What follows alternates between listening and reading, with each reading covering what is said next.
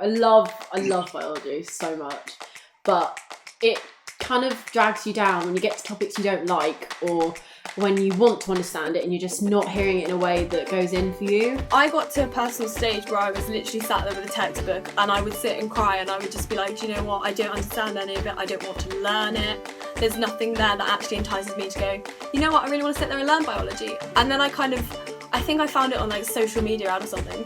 And I was like, oh, do you know what, I'll just give it a go, like see what this tailored tutors thing is like. And I sat there and for the first time in about 4 or 5 months, I enjoyed biology.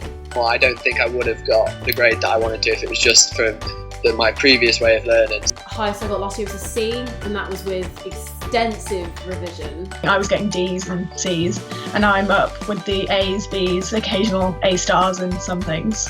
My teacher's like, oh my gosh, and what's happened? And my teachers at school are going, hang on, how have you, because they've been like, oh, well, how have you done this? Like, what work are you doing?